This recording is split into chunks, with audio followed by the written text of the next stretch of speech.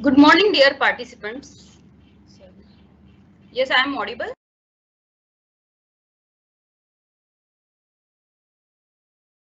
Yes, madam, you are audible. You are mute now. Sorry. So, good morning, dear participants. Welcome all of you again on the sixth day of our refresher program on developing secure IoT application, which is organized by Shanankar Engineering College IT department.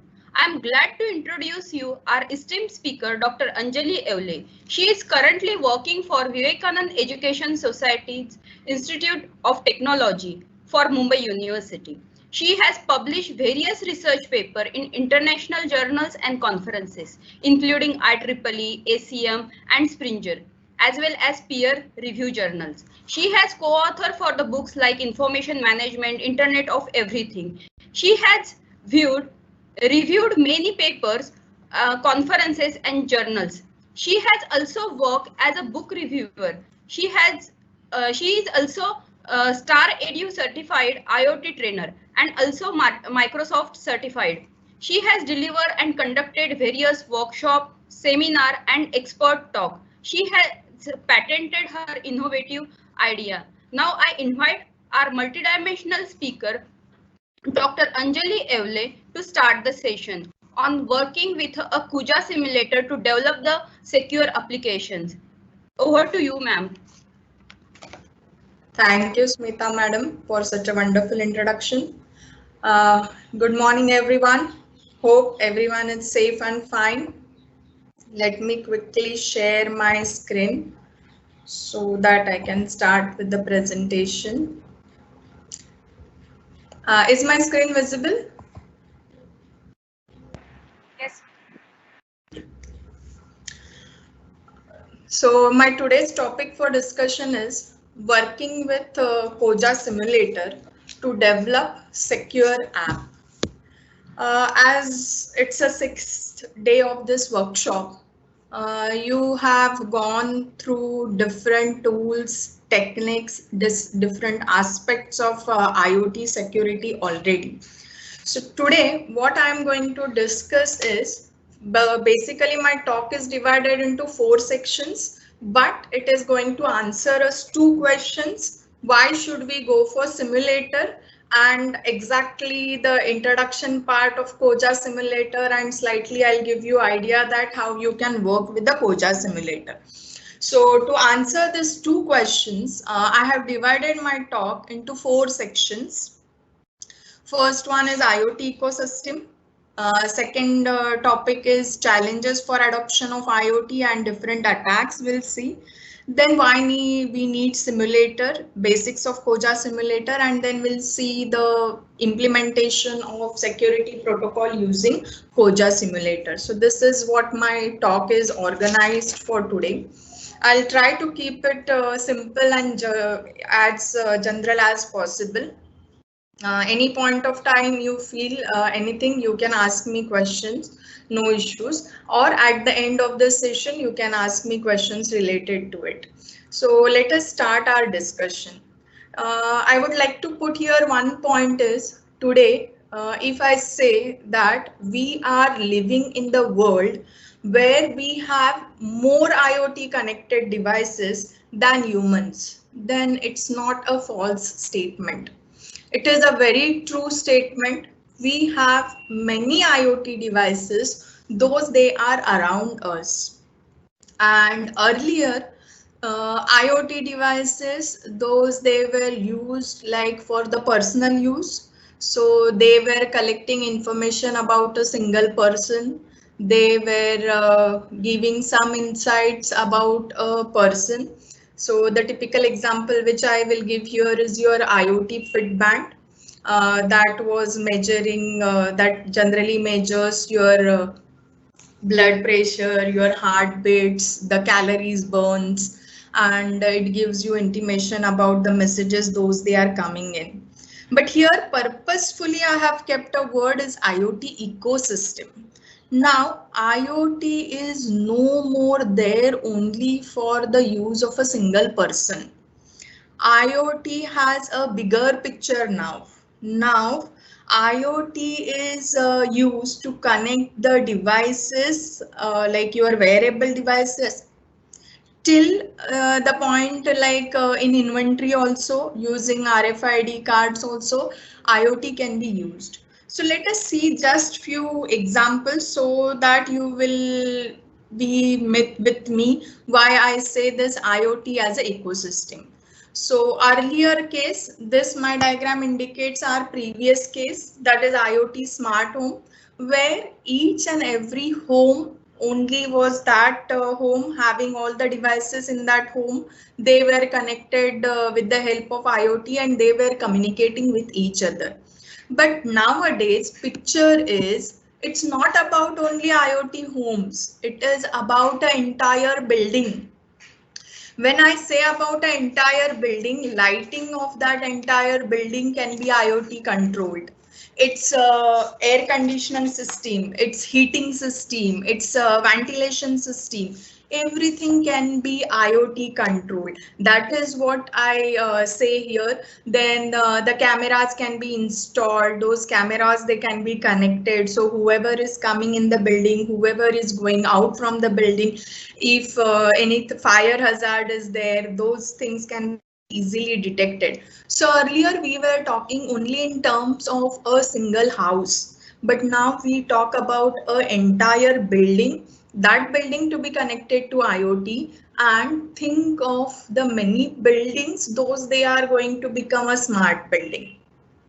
So here I want you to think about the network which is required to connect those IoT devices. When I have to make this complete building as a IoT enabled building, number of sensors those they are involved there, number of routers those they are going to connect those sensors involved there, then the web application or the mobile application which will be used in order to control this particular IoT devices. So you see it's a complete system. It is taking data from sensors, data get traveled from one place to another place with the help of networks. Then that data gets somewhere saved in a cloud because the data generation is huge. Nowadays the word used is data is a fuel. Everywhere you find the data. Who generates that data? IoT devices are the one, those they are generating that data. So that is why I say it's a complete ecosystem which is becoming now. Then another example I would like to put forth here is highways. Earlier we used to have highways, those they were giving like the speed. If car exceeds the speed, then that was it actually was able to detect that car has exceeded the speed, and different signage boards, different advertisements, those they can change there on that signage board. But nowadays we can say that our smart highways, all cars also will be able to communicate with each other. In fact, they also can be able to transfer their charging to each other from one car to another car. One more example here I would like to give you is if the area where there is a ice fall always and the ice get dumped there on the road. In those cases, those roads are not in use, but the foreign countries now they have adopted a system where the solar plates can be highways, and those plate can hit up and they start melting that ice, and without any kind of a delay that highway will start working on it. These are the projects. Netherlands has already adopted the smart highway technology. They don't have light all across the lights, those they are there across the highway. At night they switch it off, but the side lights, those they are there on the highway, those the strips they blink continuously, and they are solar charged. So in a day they charge themselves, at night they emit the lights so that the driver can identify the route. So these are the projects, those they are already in use. Smart parking system. Here I would like to give an example of Spain. Spain has a smart parking system, and it is a radar-based smart parking system. And the accuracy of which parking slot available there with the system, it is 90%. It gives a 90% precise result that this particular parking slot is available. So earlier only the parking, it was just for the payment kind of a thing. But now you see again this diagram which gives you a complete ecosystem of a smart parking system. In this, there are so many things involved, right from CCTV, each and every card is having RFID tag. Then there are the sensors, those they are installed in a parking lot, and continuously all these elements they are talking to each other to find whether the parking slot is available. If parking slot is available, then it's going to put the appropriate information there. Once the car is parked there, then the RFID card will give complete detail which card is there and everything. Then for how much duration that car was there, automatically the money part will be calculated and automatically the payment will be done from the net banking system or from any wallet. So this is what the complete smart parking system is. Here nowhere human intervention is there. Everything is working with the help of IoT devices. Those they are connected to each other with the help of some or the other means of network communication. One more example is now we are in the era of Industry 4.0. Earlier, the worker used to go to industry and to check the machineries. That is why this whole diagram shows. But in today's industry, if you see, they need not to go to the industry to check the machinery. There can be only one user interface. It can be your web, it can be your mobile phone, through which everything can be controlled. Again here your IoT is playing a big role. IoT is generating a data. Again it's an ecosystem because sensors are installed there in your industry everywhere. All sensors are collecting data, data get transferred. It's a big data get transferred to cloud. Certain processing takes place, then it predicts the things, and with the help of this user interface, all the sensors, actuators, they literally can switch on the sensor, they can switch off that sensor, and that is why it is a complete ecosystem. When we say the healthcare, earlier it was like only the sensors, those they are installed on patient's body or on a particular person's body, and those sensors they are radiating information. But now we are talking about IoT enabled hospitals. When we say IoT enabled hospitals, doctors, nurses, admin staff, as well as patient, everyone will have IoT devices. In fact, all the equipments, those they are used in a hospital. Suppose that there are only 10 ventilators in a hospital. Hospital is a 5-storage building. Where the ventilator number 1 is, generally ward boy needs to move around to all the rooms to check out where that ventilator is located. But when we say it's a IoT enabled hospital, that ventilator is also having sensor attached to it, RFID attached to it. That device itself emits a signal and you can easily trace out where that particular ventilator is kept. The oxygen pipe, generally the ward boy needs to go switch on that pipe manually and switch it off. Again, if IoT sensors are installed after a particular measure, the actuators can actuate that pipe automatically. So it's a bigger picture. Now it is not only restricted that it should just talk about the patient's body parameter. But picture is clear, picture is bigger. In fact, if a doctor is in which room, again doctor can have a IoT enabled band so that easily it can be traced out in which room the doctor is available now.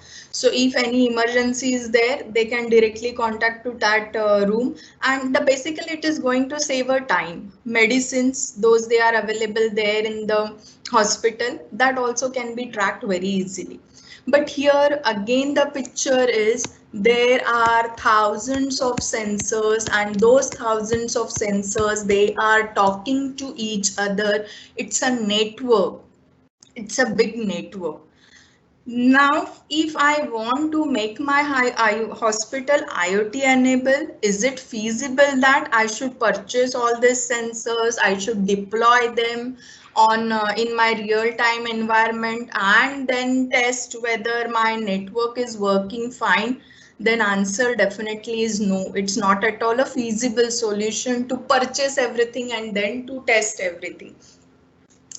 Then, so completely when we put it as a complete picture, this is your complete smart city where everything is smart, everything is transferring data. Data ultimately gets stored there on a cloud. I think yesterday only you had a lecture on cloud and security.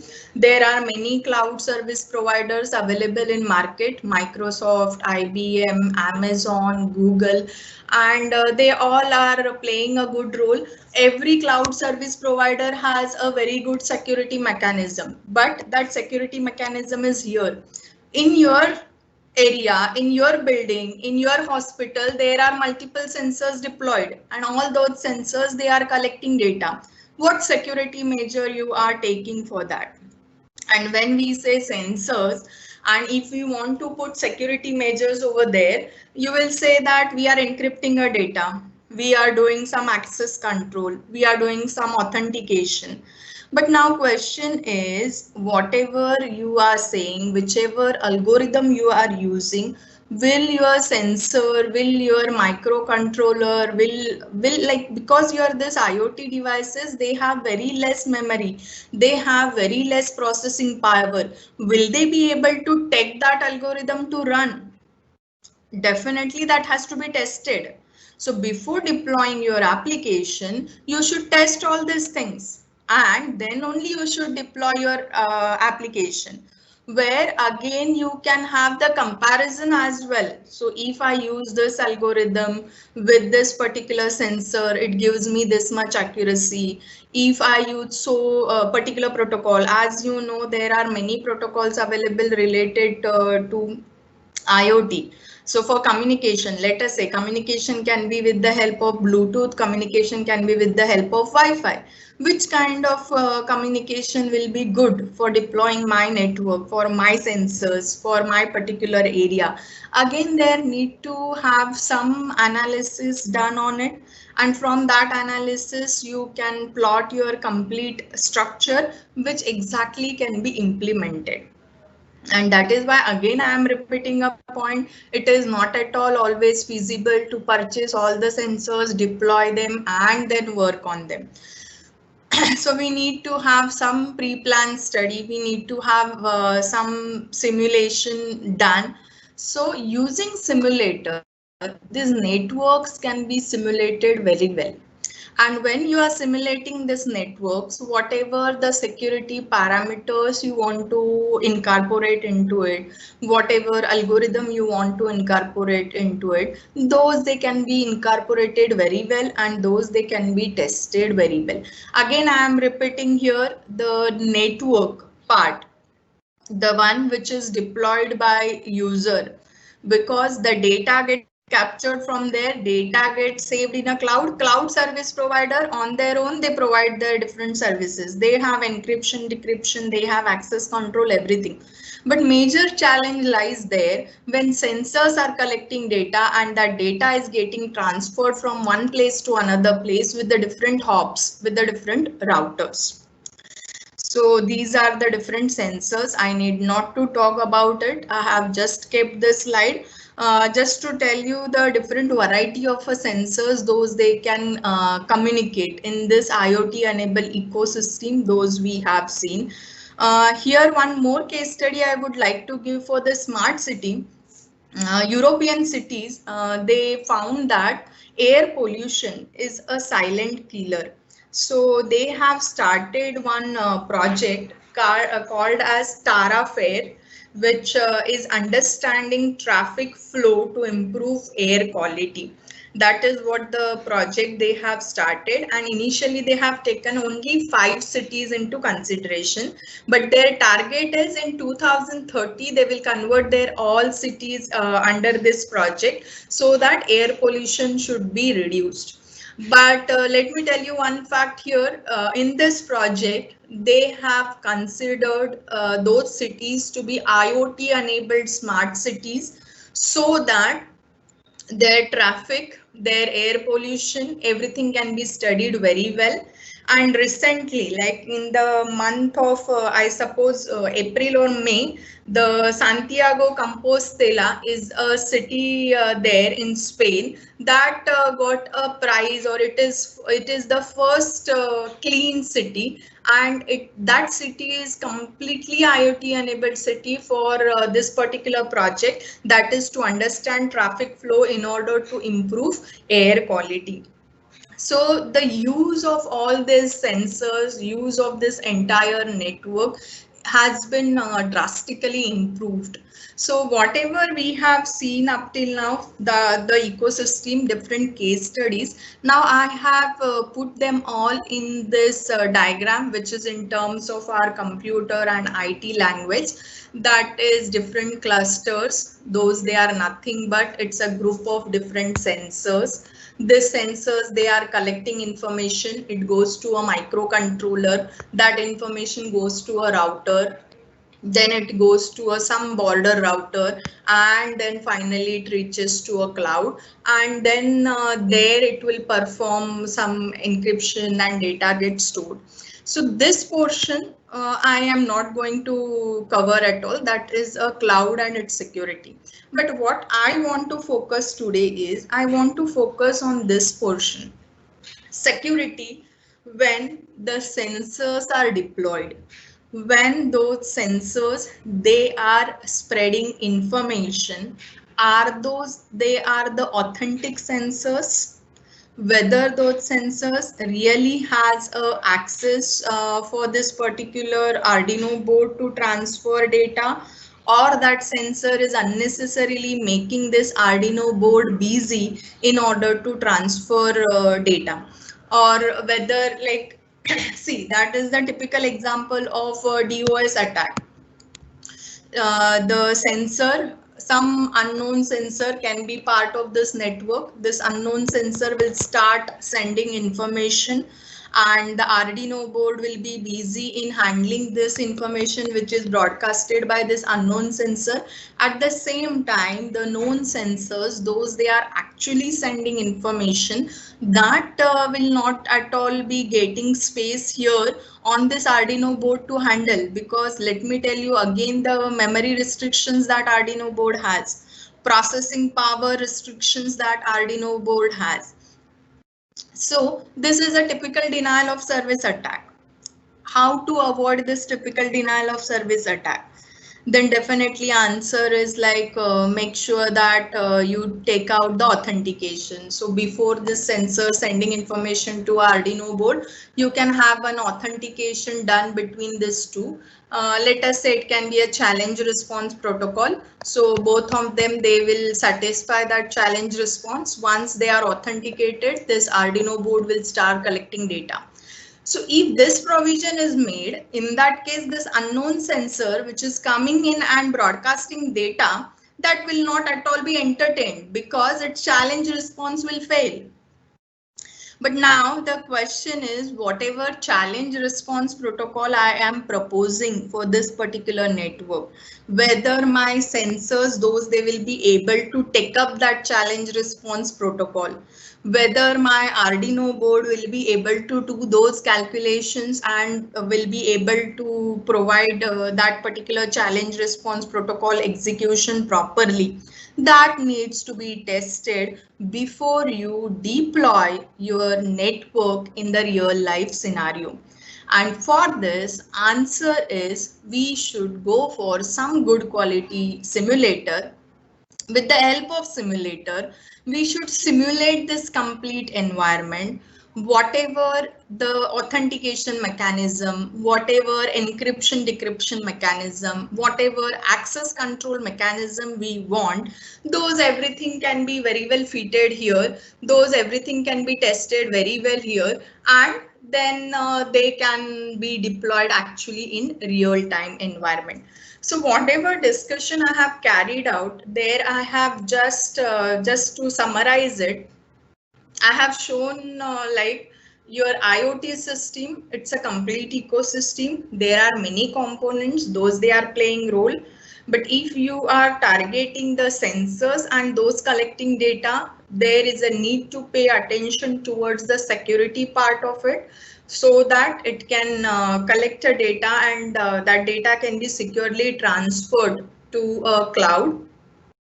While doing this, whatever mechanism we propose, authentication mechanism, access control mechanism, confidentiality mechanism. Okay, here one more point I would like to highlight is, normally when we have security, it has three goals: confidentiality, integrity, and availability.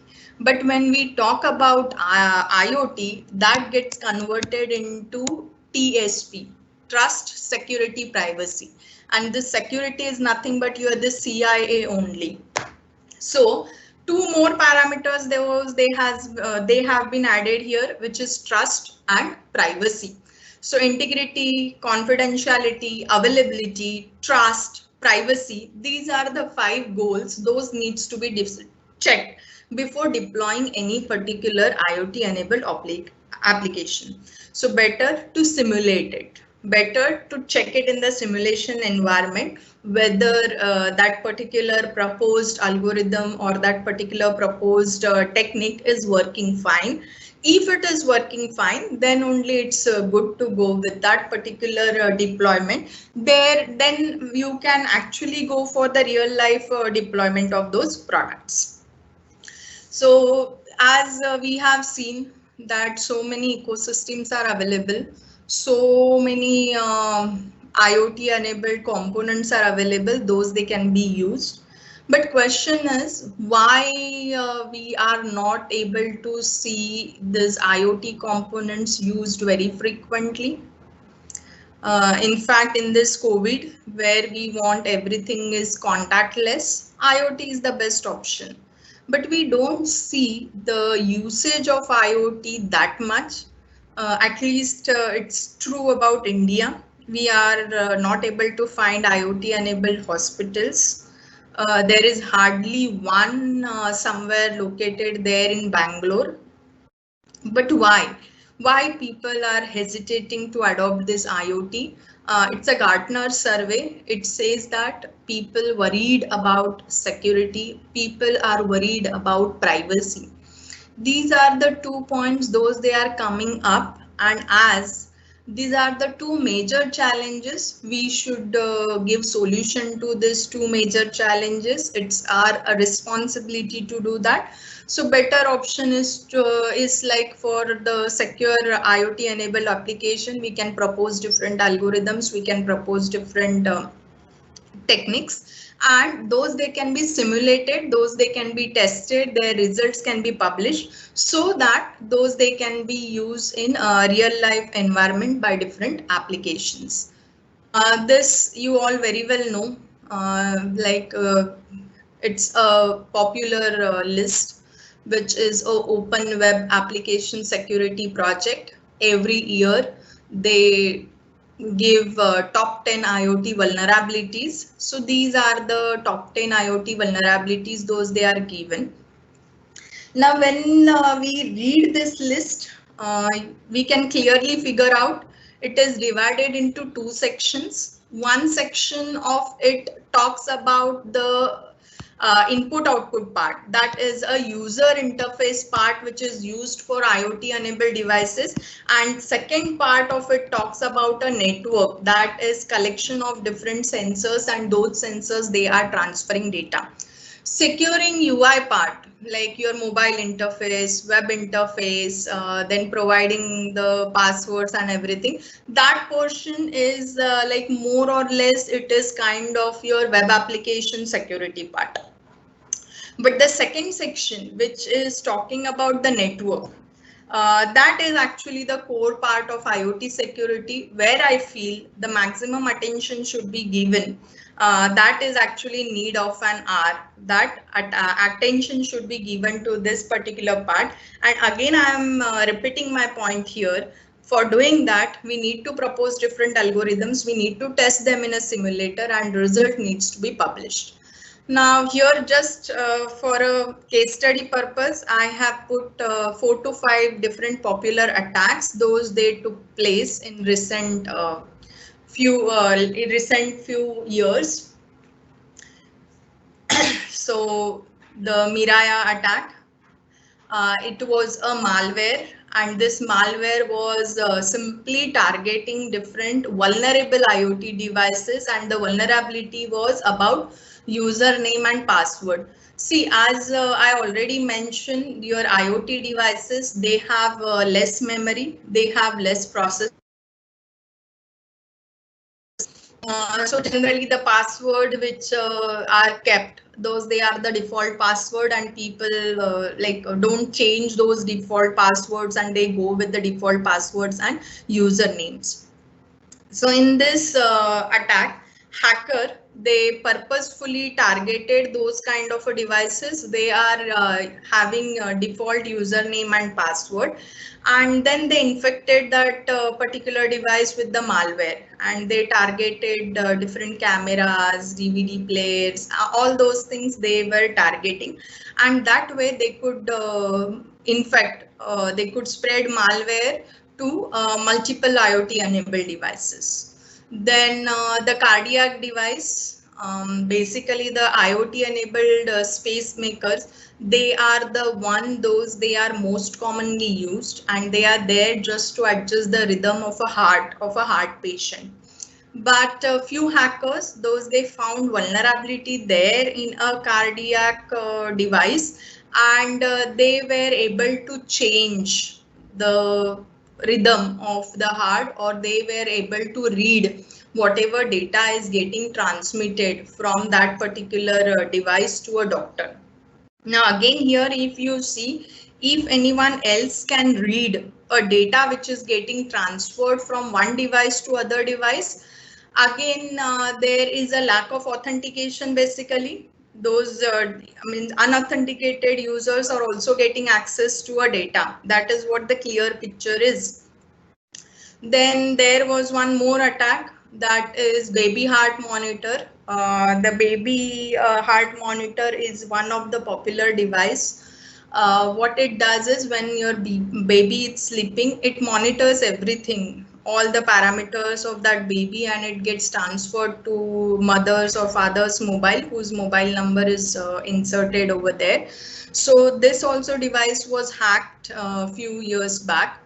Then the webcam hack, this is the famous hack, as every house is now having IoT enabled web camera installed, or IP enabled web camera installed. The hacker, they were successful in getting the IP address of that particular web camera, and whoever has an IP address of that web camera was able to see whatever is happening there in that house. Jeep hack, again there was a malware.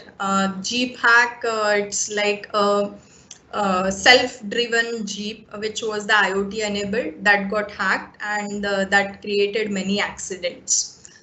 Then the insulin pumps. Insulin pumps is again the one of the important device, rather it's an IoT enabled device which is used. See, this diabetic patients, they generally needs to take insulin, and when they take insulin, it is like they have to take it through injection, and there is a time gap and the fixed quantity which needs to be inserted, like fixed quantity insulin needs to be inserted in a body.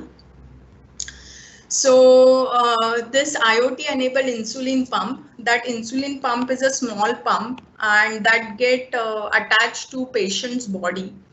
Like it's get placed there on a patient's body, and this small syringe, that injection that inserted in the patient's body, And in the morning, patient can feel here insulin in this pump, and automatically whatever time it's set at that particular time, this insulin will be automatically injected in the patient's body. This is what the working of this insulin pump is. So now patient need not to take injection separately, even though that person is in the meeting or something. Automatically this insulin pump will start injecting insulin in the body if the time set, suppose it's at 12 o'clock. So at 12 o'clock it will start inserting the insulin in patient's body. But this insulin pump was hacked, and the hacker did is they changed the quantity of this insulin which is getting inserted in the patient's body.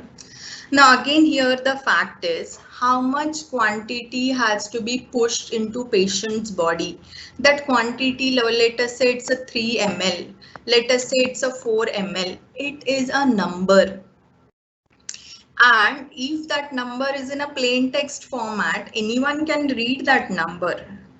And if the integrity is not checked, whether the data is not tampered, means integrity has to be checked. If integrity is not checked, anyone can convert this 3 ml to 13 ml, right?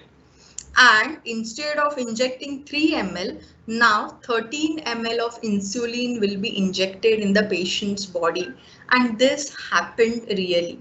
So after showing all these examples, few things needs to be taken care is when your sensors are transmitting data, those should have encrypted data. So encryption has to be done. Again, now question comes is the sensors, they have memory or not? What is the processing power of that sensor? Whether the microcontroller which is handling those sensors will be able to take all these things. So that is what we need to check. And for that only we need to use simulator to check that. So this is just a summarization. Rather, I'll say it's a summarization of your previous 4 to 5 lectures in which you have seen which all are the different types of attacks, those they takes place. So I have just divided them. Application layer, attacks are code injection, buffer overflow, sensitive data, permission manipulation, phishing attack, authentication and authorization attack. This is nothing but the front end of the application where the user is communicating with your IoT ecosystem. Middleware layer, it's a flooding attack in cloud. It's a cloud malware injection, signature wrapping attack, web browser attack, SQL injection attack. So these are there basically with your IoT applications, maximum times APIs are used. Whenever those IoT application they transfers data to cloud. So IoT to cloud, there are different APIs are used. So these all are the vulnerabilities, those they can be exploited there in those APIs. Then the network layer attack, DOS, denial of service, syllabi, sinkhole, then sniffing, traffic analysis, replay, man in the middle attack. These are the attacks, those they are taking place at network. Network layer is the like your Zigbee, Wi-Fi, Bluetooth, that network which is actually used in order to have the communication between sensor devices. Then the perception layer, that is nothing but actually your sensors, actually the tags, those they are used for identification of that particular device.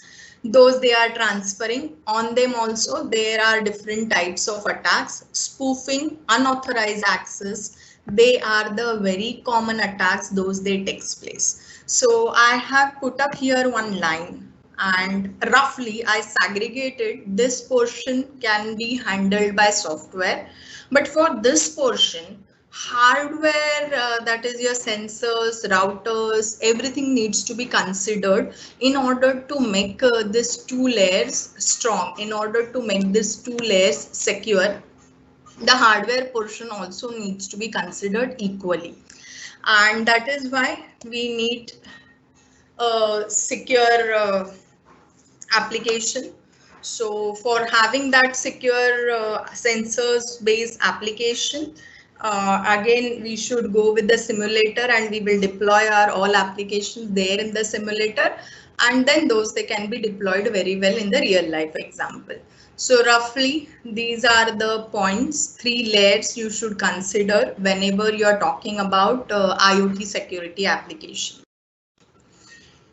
So basically we need a simulator because we want to secure a complete IoT ecosystem. In an ecosystem, as we have seen, there are 2 segregations, software-based portion and the hardware-based portion. For the hardware-based portion, I can't really go and buy all the sensors, deploy them and then test them. So better option is to go with the simulator. So for the simulator, before proceeding for the simulator, we'll just take a glance at operating system. As you all know, the importance of operating system. So the same way it is also important in IoT devices. There are many IoT based operating systems. One of them is Contiki OS, the Koja simulator, which I am going to demonstrate now, that works with Contiki OS. Other operating systems for IoT enabled devices, it's real-time IoT, Windows IoT, Tiny IoT, Light OS, Android Thing. These are other IoT enabled operating systems. So why I choose IoT, this Contiki OS, it performs multitasking operation. Then it has a memory configuration which is of 2 kilobytes RAM and 40 kilobytes of RAM. It supports your both IPv4 as well as IPv6, and it supports your all the protocols those they are required for communication. As we talk about IoT devices, our normal IP stack, normal TCP IP stack doesn't work there. So this TCP IP stack needs to be modified, and that TCP IP stack is called as MuIP. The implementation of this MuIP stack is very well given in Contiki OS. Then the REAM is the lightweight communication stack for low power radio frequency devices. That is very well deployed here in this Contiki OS, and that is why I chose this Contiki OS and the Koja simulator on this Contiki OS. One more plus point is this entire operating system, it is written in C. So C is the programming language, like we all are very much familiar with it. So it becomes easy to understand with the C. Then these are the few references, like how you go with the Contiki OS. To run Koja simulator, you require Contiki OS. So first you need to download and install this Contiki OS. So the first link given, it is a link for Contiki OS. And suggestion is to run it in a VMware. So open any VMware, whatever is your downloaded Contiki OS, that Contiki OS you can start. When you will start this Contiki OS, basically its working is more or less like a Ubuntu operating system. So it will ask you 2 sections for login, like you want to log in as a guest or you want to log in as a root user. So as we want to try out different practicals, better suggestion is to go with a root user. For root user, remember that password is user and login name is Contiki. So whenever you will download this Contiki operating system, check out that the password and the login name which you provide there to login. Login name is Contiki and the password is user. With this name only you will be able to log in. So these are just a few screenshots I have taken for you all to see. So this way your operating system will look like. So you will enter your login name as Contiki and password as user. Then once you start your operating system, there are few checkpoints that you need to check. Its IP address, MAC address, with which all ports are there, then which all are the packets, routing packets, those they are used. So as you all know, ifconfig, netstat, root -n. These all are the commands you can check with. So I'm not going to talk about this. Yeah, then the next point is the file system of Contiki to explore Contiki OS. So this is what the file system you have in Contiki. And in example section, the maximum examples, those they are ready and they have given us. So just way I said the IPv6 and the 6LoWPAN protocol, which is a very famous protocol for IoT. The working of that 6LoWPAN, its simulation, everything is completely available and everything is available here. Then RPL is also one of the protocol which is used in IoT devices. This RPL unicast, RPL broadcast, all these examples, they have already implemented there in this example folder. So let us now start with our Koja simulator. I have already started it on my machine. So just to tell you commands, I will go through my PPTs and then I'll switch on to my virtual machine. So the command is for this Contiki OS, you need to go to cd Contiki tools Koja. This is the location where you will find this Koja simulator. And then command is run. When you enter this command, it will take few seconds. So this is the way how you will write that command on your command prompt.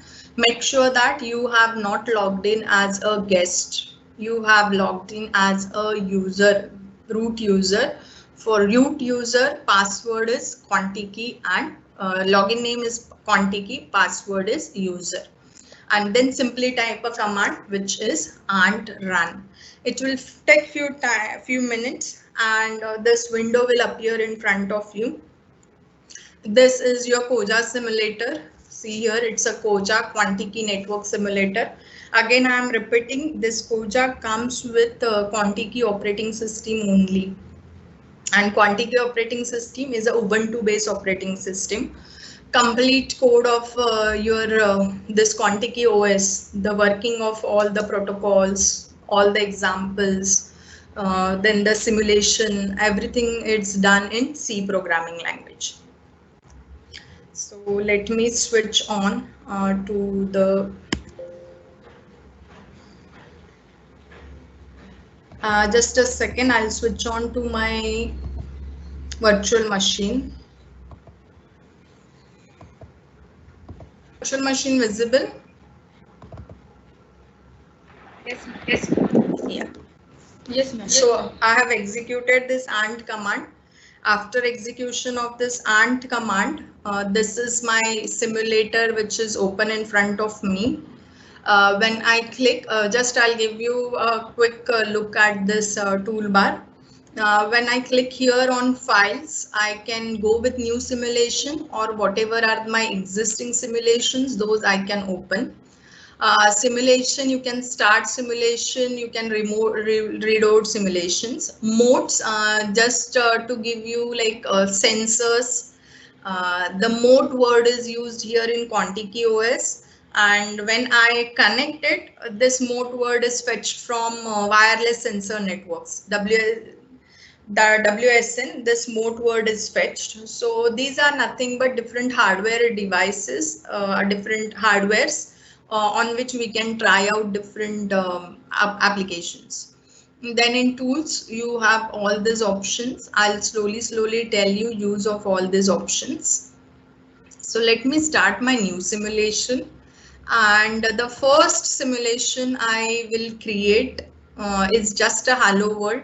As usual, for all programming languages, we create a first simulation, which is hello world. So here I need to add modes.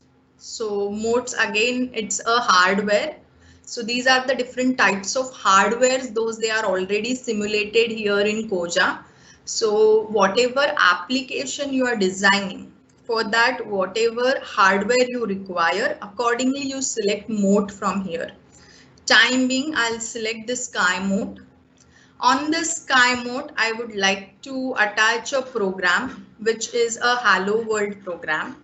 So I'll go to examples. So in Quantique 2.7, here I will go to examples. In examples, I will go to this Hello World folder. In that, as I already said, your programs are written in C. So this is a simple hello world that the sensor will just printf hello world. I'll show you that program as well.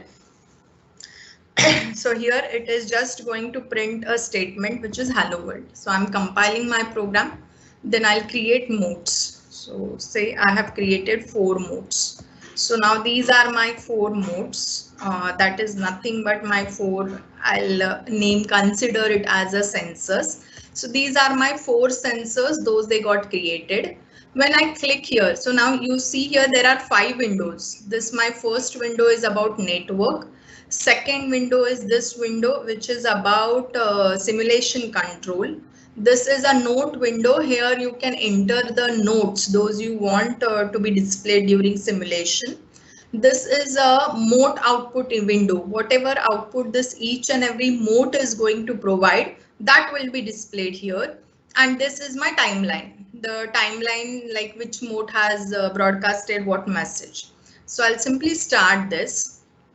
So see here, when you see this mode, say our purpose is that each and every mode simply should broadcast a hello message. So see here, ID 2.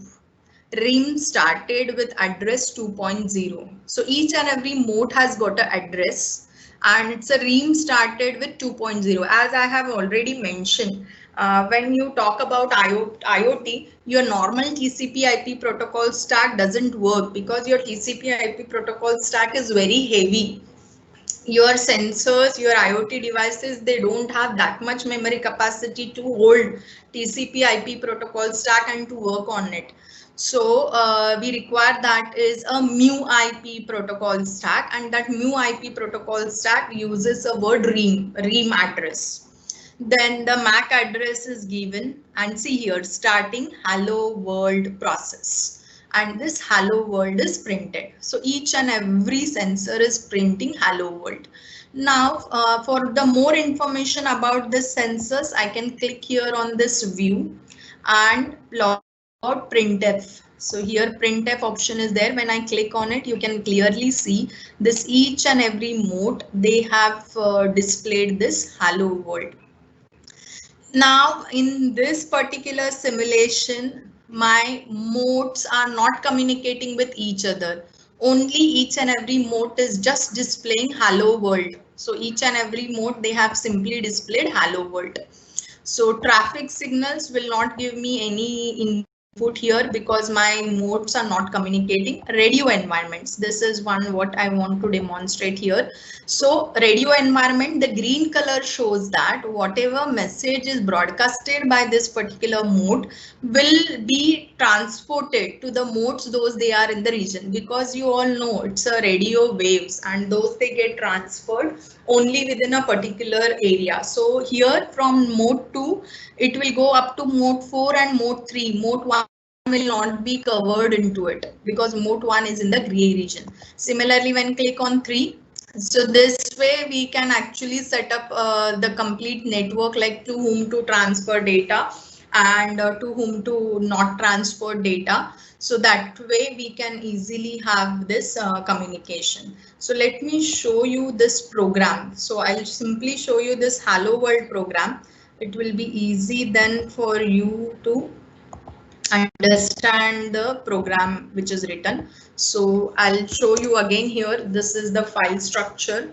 Then I want to go to Quantique 2.7 folder. So 2.7. Then I'll press ls. These all are the things those they are implemented there. In this in this I want to go to example folder. So I'm going to examples folder. In that I want to work with hello world. So hello world is my separate directory. So I'm going to hello world ls. So see, now here you can see two clear-cut distinct extensions. CSS is my already created simulation. So once you create a simulation and save it, it will be named as CSS. And the C is the program. So let me just show you this program, what it is written here. Hello world.c. So see, it's a pure C program. Hash include is written quantikey.h. So the quantikey operating system related details will be included here. As each and every mode is simply printing a statement. So this for printf stdio.h is inserted. Start process, what process it is? It is a hello world process. See, this hello world process message was displayed there. So this is a process, and this process has a thread. Yeah, as I already mentioned, Quantikey OS is a multitasking operating system, and as it's a multitasking operating system, it's a thread-based operating system. So this thread will start. This thread has parameters given, like this event, data, what data to print, and which process to call, and then begin a process, printf hello world, and end a process. So now the purpose behind showing this program is when you go to Quantikey operating system in examples folder, every thing, as I already mentioned, all protocols, your RIM protocol, your protocol stack, RPL protocol, COAP protocol, REST-based web services, then your 6LoWPAN, everything is already implemented there. If you want to see implementation, simply you need to open that file and you can see how that particular thing is implemented. So into it, suppose that in 6LoWPAN you find that like definite the 6LoWPAN, the earlier version of 6LoWPAN, it was not having encryption of data anywhere. So if you want to incorporate your encryption algorithm, open 6LoWPAN working, then wherever you want to put the encryption. So once sensor is reading data, after that you want to put an encryption.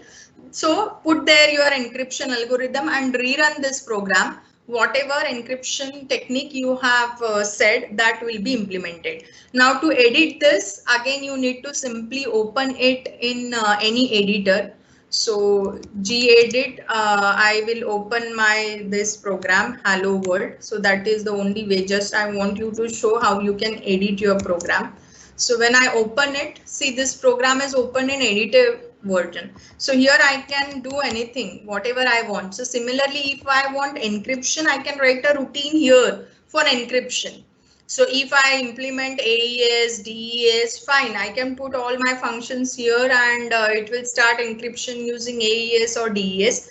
But that way I'll be able to check whether my sensor is going to take this AES algorithm execution, DES algorithm execution, or should I go with a simple symmetric key additive cipher or a multiplicative cipher.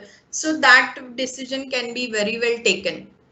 So again, here one point I would like to highlight is, as I have already mentioned, there are so many options available here, so many modes available here.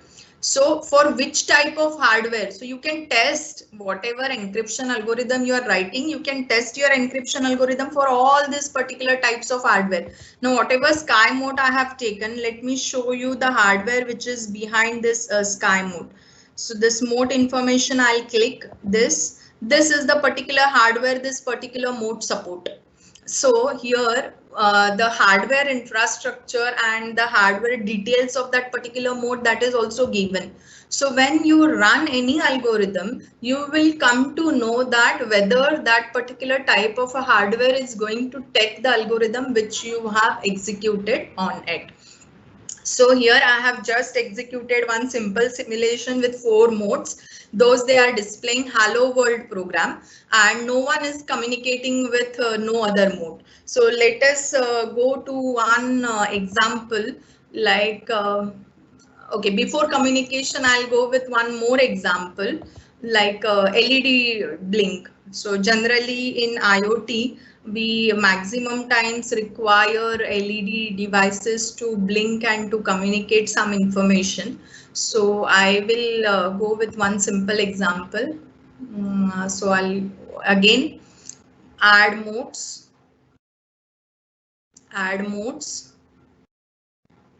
create new mode. This time I'll go with sky mode, browse. So my Blink program I have already stored there in Contiki. So I'll go to Contiki examples. In Hello World directory, my Blink program is there.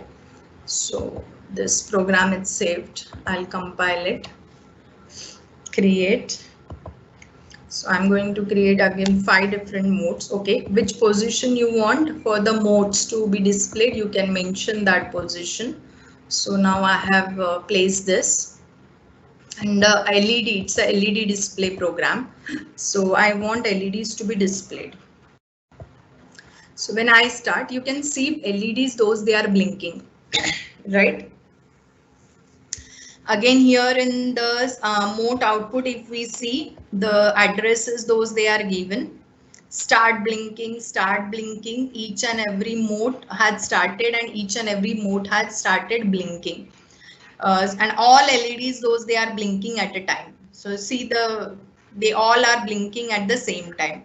Again, I'll show you program for this. So it will be easy for you to analyze why they are functioning like this. So again, I'll go to terminal.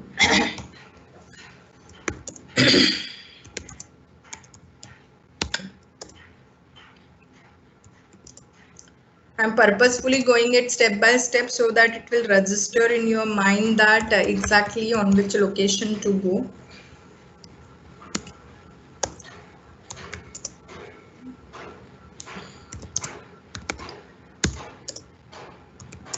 And I was working with blink.c, so I'll display this program, blink.c. So see here, you can see it's a while one loop given. So while this is true, what it is doing is LED on, LEDs all LEDs has been set to on, then one timer is given, then process has to wait till that timer expires and again off all LEDs. And as here all is mentioned, that is why all LEDs are blinking at the same time. If I want only red LED to blink, I can put here the red. If I want only green LED to blink, we can put here only green. If you see, it's a simple C program written here. So with that, you can you can have an encryption also. You don't want that red LED is blinking that has to be displayed in the open A. Then you can have some code language for it, and that thing you can set here. So this was an example for LED blinking, and that is why all these LEDs are blinking at the same time. Again, in this simulation, my modes are not communicating with each other. I want modes to communicate with each other. So I'll go for the next simulation.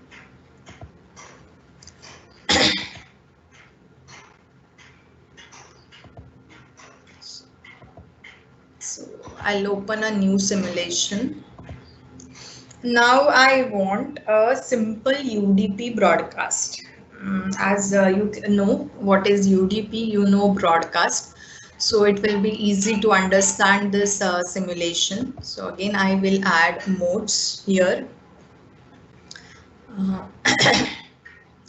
I will add a sky mode.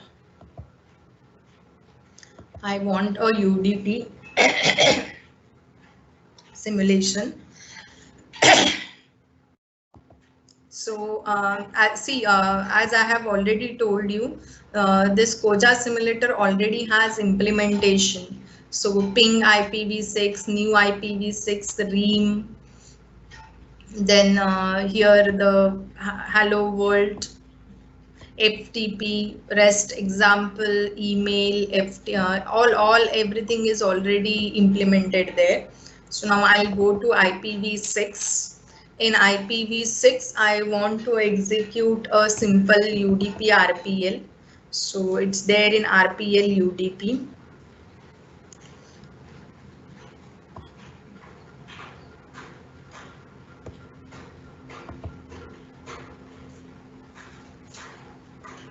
simple UDP RPL broadcast example.c. If I open a file with .csc extension, it will open my previously created simulation. But now I want to create a new simulation. So I am selecting my .c file.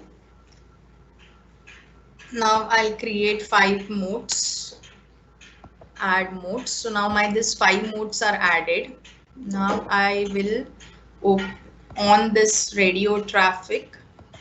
I will switch on its radio environment and I'll ask them to put IP addresses as well.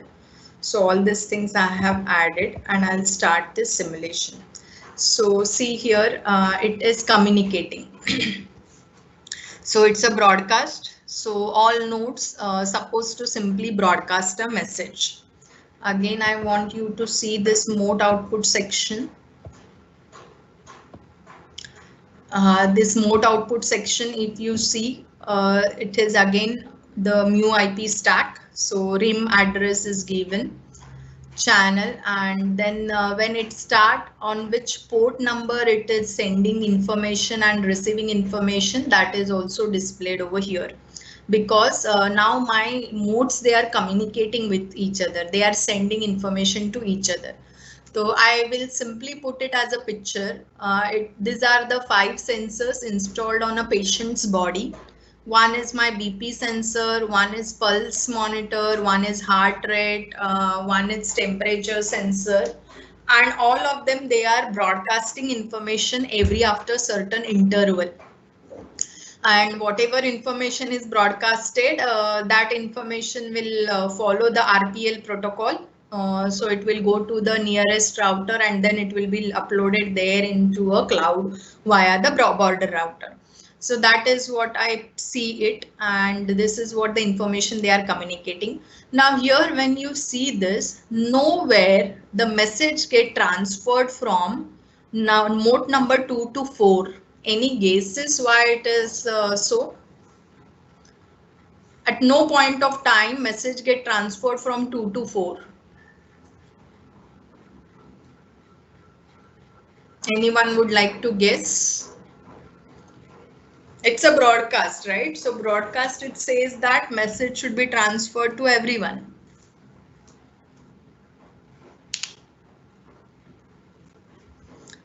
I'll put its radio signal on. So if you see the sensors number 1, 3, 5, they are only in the range of this sensor 2. So whatever information sensor 2 is transferring, it get transferred to 3, 1 and 5.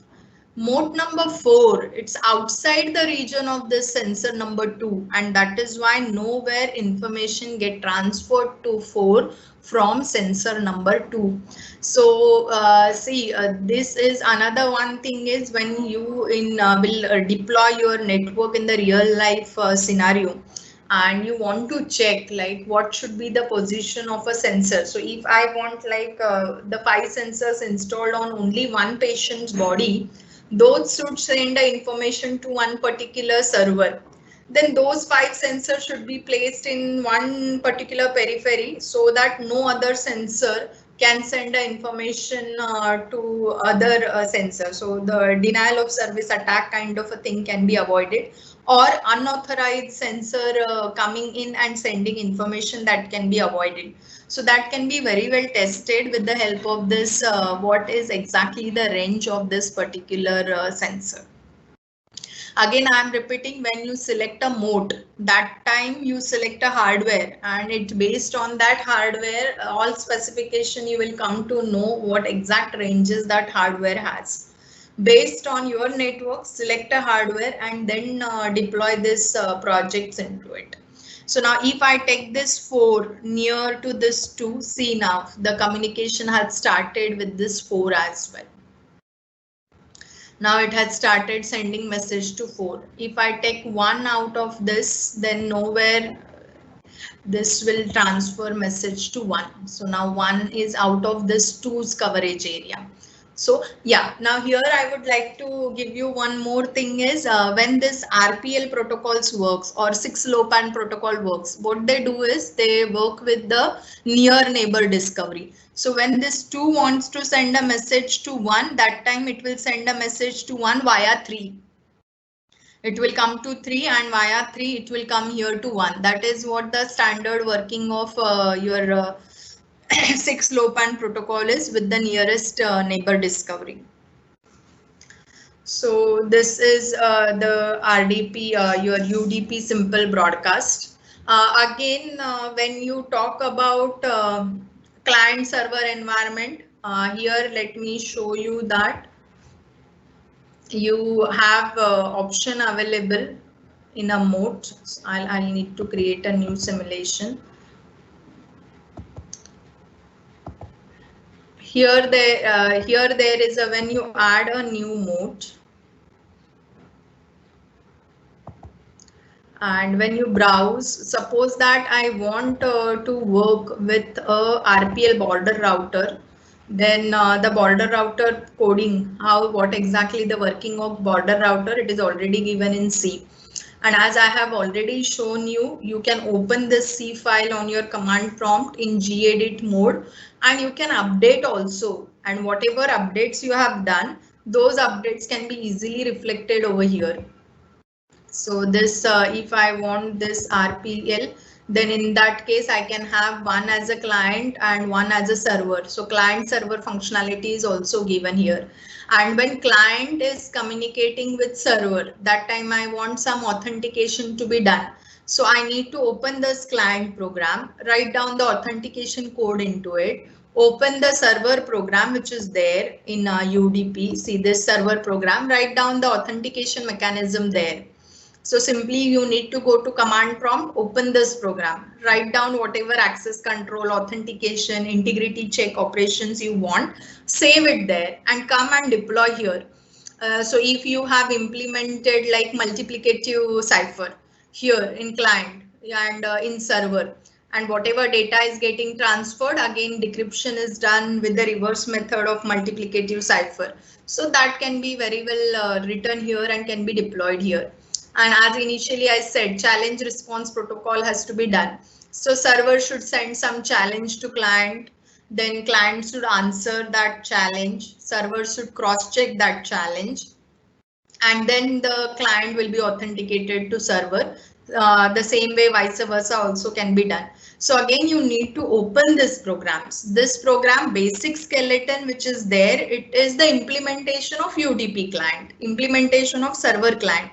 Keep it as it is. Whatever encryption, decryption, access control, authentication mechanism you want to add for this program, put it there in that program, save that program, come here and deploy your node here, compile your program so that whatever changes you have done, everything will be compiled. Create a mode so that this modes will be created with the new encryption, decryption mechanism which you have created.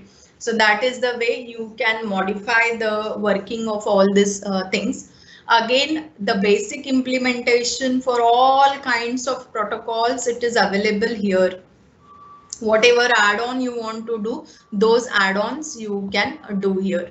Now, I will go back to my slides again. So this is what the general skeleton of any Contiki Koja simulator program is. Now see, this is one example I have taken. As that screen is too small, it won't be visible, and that is why I have copied it here on the PPT. Here I want to show how you read data from a particular sensor. So here two sensors are considered in this program. One is the temperature sensor and the second one is the humidity sensor.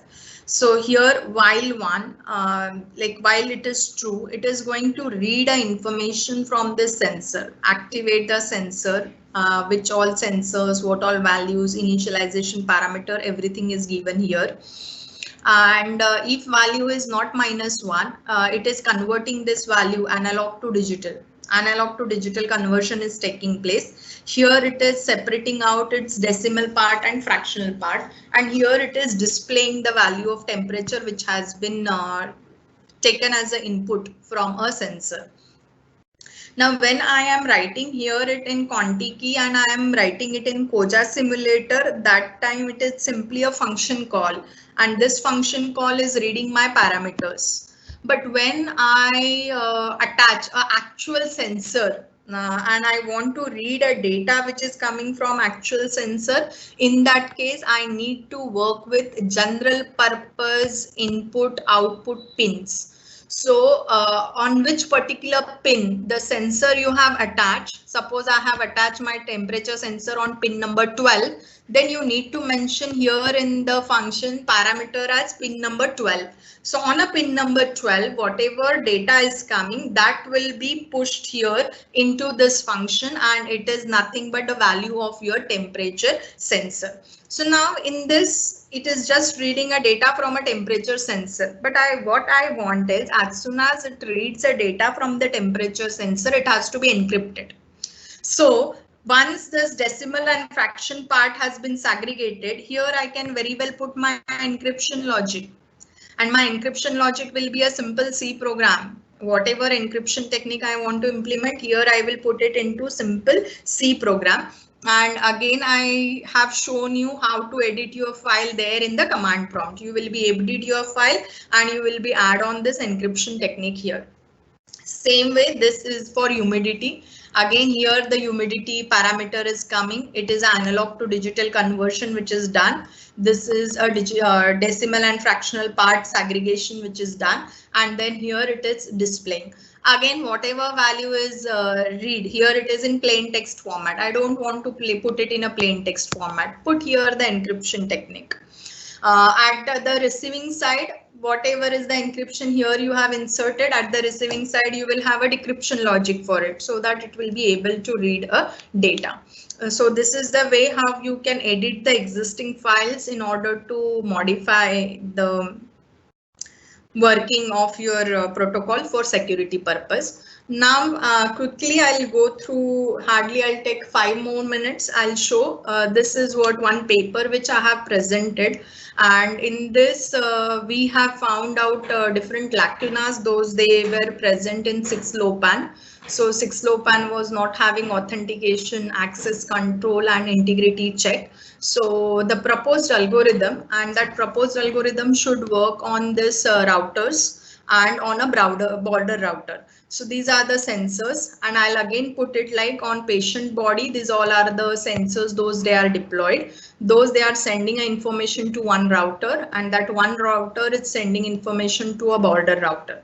So the proposed mechanism, which is for encryption of data, for checking integrity and for checking authentication, that should work here as well as on the border router. So if you want to read, this paper is already published in elsewhere that you can read. And when we propose this algorithm, idea is to avoid this possible attacks, those they are there on 6LoWPAN network. So this is the particular kind of simulation which was deployed there in Koja simulator. So this was a bunch of sensors, and here there is a RFID server. I gave a name to it. So each and every sensor will first itself authenticate to this RFID server. If this server is authenticated, then if this sensor is authenticated to this server, then only whatever message is broadcasted by this sensor, this server will read it. Otherwise, this server will not accept any data. And by doing this, what we achieved is denial of service attack can be easily avoided, because unknown sensor cannot be at all a part of this particular network. And then via this particular route, it will transfer information to a border router. All this communication will take place with 6LoWPAN. And this is your border router, which will communicate with HTTP protocol with the help of COAP protocol. That was the proposed simulation and which was implemented. And the authentication which was proposed here was to have two different data structures, those they were arrays. One is just to have a few numbers into it, and the other array was to give the positions. So when the blood sensor wanted to start a communication with the RFID server, it will send that I want to talk to you. Then this RFID server will pick up 4 elements. And after picking up 4 elements from the CR array, whatever is the expected result, it will calculate and it will save. Then those 4 elements will come here. The CR and the order array, those will be already saved on both the sensors as well as on server. So this also will calculate. Blood sensor will also calculate the things and will send a result, and whatever result is sent by this blood sensor and whatever is calculated by RFID, if both are matching, means this particular challenge response is successful, and this blood sensor can send a message to this RFID server. So if you see here, hashing is also proposed in order to check integrity. Whatever communication is taking place between blood sensor and this RFID server, integrity needs to be checked. So this challenge response protocol is taking care about authentication, while the communication is taking place, hashing has to be done. So it is taking care about the part of integrity, and then simple encryption algorithm was used, and that simple encryption algorithm was encrypting whatever data transmission is taking place in both the parties. So that way the encryption was considered. So these are few screenshots. I'll simply go to the SCOJA simulator. So this was the simulated environment, one room having 10 patients into it. Each and every patient is having 5 sensors attached to his body, and those they are communicating with each other. This was a simple encryption technique. This was simple hashing technique which is used.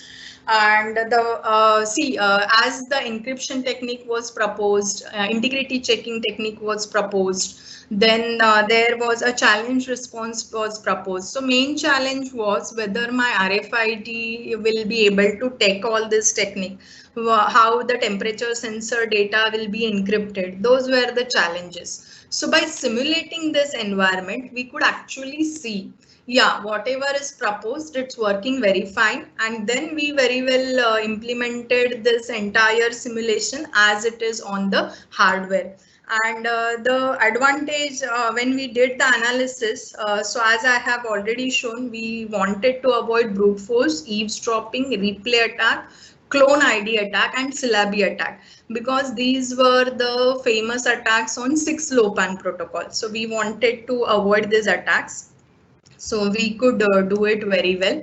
And then these are the few screenshots which I have taken. So when message is getting sent, the starting, who is sending information. If challenge response fail, it will show that challenge response is failed. If it is successful, then see here the hash of a value and the 4 values, those they are getting transferred. And if a negative parameter is coming in, it was displaying a message.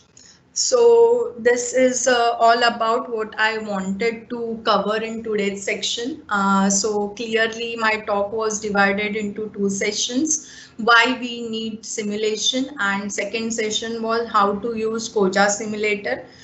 See, there are still many more things which we can do, which actually needs to be demonstrated, but because of time's constraint, I have simply given you the just the first flavor, how it works and how you can use it in order to carry out a research, specifically when you want to research on IoT in security related domain. So that is what I have given. At the end, I want everyone to think about it so that we can have IoT enabled all devices, all entire IoT enabled ecosystem placed very well.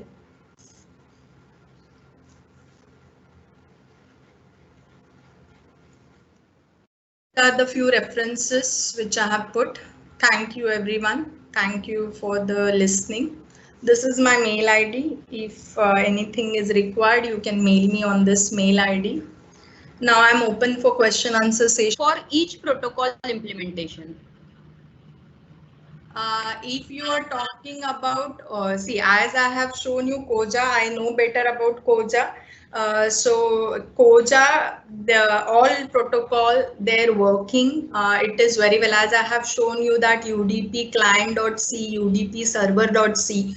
Just open those C files and read them. They are like in a C language. They are very easy to understand, but you should be knowing how exactly the 6LoWPAN protocol works, and then open those respective files and read it. You will be able to analyze them, and that is why I suggest you go to that examples folder, open a C file where the working of that protocol is written, and read that file completely. But before that, understand the exact working of your protocol.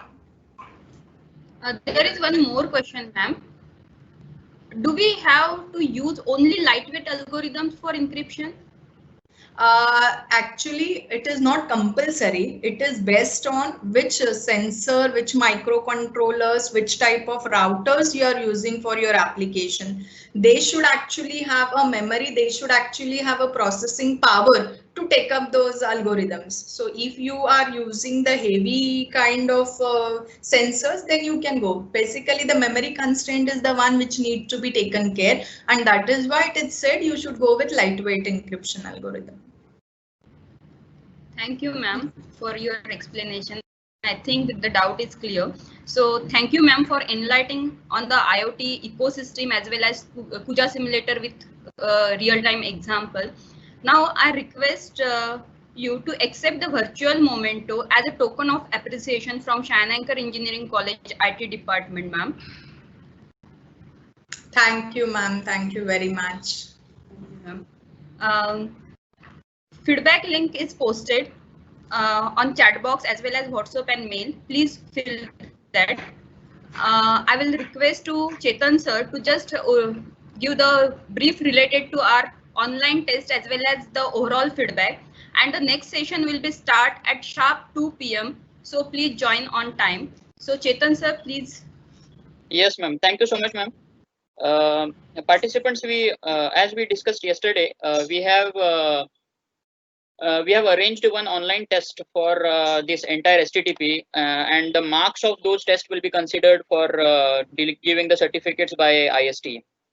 So minimum 60% is the criteria. So you must get 60% marks in this particular test. So in the morning itself, we have shared the resource material which is provided by our speakers, okay, in the Google Drive folder, and we have mailed the link to each and every participant. Along with that, we have made the playlist of YouTube where we upload the recordings of each and every session. So that thing is already mailed to you. There are only a few instructions for the online test. The first instruction is you are allowed to submit this particular quiz only once. So resubmission is not allowed at all. When you are ready to submit, mark the correct answers of each question, because each and every question is compulsory. After submission, a copy of responses will be sent to you on your mail. The quiz contains 20 questions, and each question will be carrying 1 mark. So the entire test is of 20 points, and the time given for this entire test is 1 hour. So the mail with the link and all these instructions will be sent to you at 2 p.m. But the link of that particular quiz form will be opened at 3:30 p.m. and the link will be active till 4:30.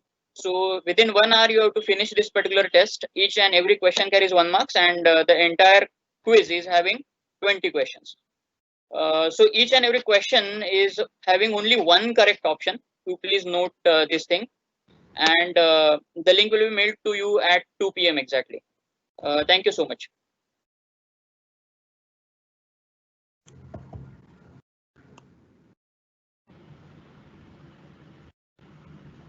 Thank you, Anjali ma'am. Thank you. We will meet at 2 o'clock sharp. So everybody, please